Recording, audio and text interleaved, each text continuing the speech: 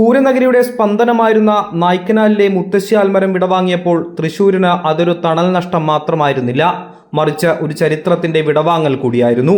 എന്നാൽ ആ സ്ഥാനത്ത് ഇന്ന് പുതിയൊരു നാമ്പ് മുളപൊട്ടുകയാണ്. കർണാടകയിലെ ഹുസൂരിൽ നിന്നും കേരള വന ഗവേഷണ കേന്ദ്രത്തിന്റെ കാവലിലെത്തിച്ച പുണ്യവൃക്ഷം ഇന്ന് നായ്ക്കനാലിന്റെ മണ്ണിൽ ചേർന്നു. വൈകുന്നേരം 4 മണിയോടെ തിരുവമ്പാടി ക്ഷേത്രത്തിൽ പുതിയ ആലിൻ തൈക്ക് ഗംഭീര സ്വീകരണമാണ് നൽകിയത്. തുടർന്ന് മംഗളവാദ്യങ്ങളുടെയും നാമജപങ്ങളുടെയും അകമ്പടിയോടെ തൈ ഘോഷയാത്രയായി ശ്രീമൂലസ്ഥാനത്തേക്ക് ആനയിച്ചു.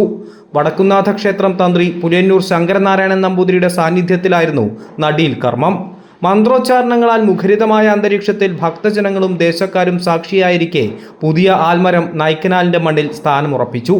നമ്മുടെ നായ്ക്കനാലിലുള്ള തിരുവമ്പാടി വിഭാഗത്തിൻ്റെ പൂരത്തോടനുബന്ധിച്ച് കൊടികയറ്റുന്ന ആൽമരം ഒരു വർഷമായി അതിൻ്റെ ശാഖകളെല്ലാം ഉണങ്ങി അത് ഉണങ്ങുന്ന ആ സാഹചര്യത്തിലേക്ക് എത്തിയപ്പോൾ തന്ത്രിയുമായി നമ്മൾ സംസാരിച്ചതിൻ്റെ വെളിച്ചത്തിൽ ജീവനുള്ള മരത്തിന്മേൽ മാത്രമാണ് ഈ നമ്മുടെ കൊടിയേറ്റാൻ പാടുള്ളൂ എന്നുള്ള അർത്ഥത്തിൽ ഇത്രയും പെട്ടെന്ന് വളരെ തിടുക്കത്തിൽ ഹൊസൂരിൽ നിന്നും എല്ലാ ലക്ഷണങ്ങളുമൊത്ത ഈ ആൽ തൈ നമുക്ക് ലഭിക്കുകയും KFRAയുടെ എല്ലാ അതിനെക്കുറിച്ചുള്ള പഠനങ്ങളൊക്കെ പൂർത്തീകരിച്ച് KFRAയുടെ നേതൃത്വത്തിലാണ് ഇവിടെ ആ ആൽമരം നട്ടത്.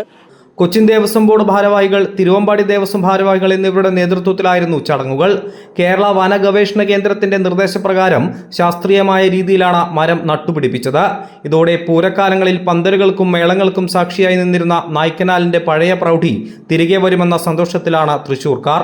പുതിയ തണലിന് കാവലായി ഇനി നായ്ക്കനാലിൽ ഈ ആൽമരം വളരും.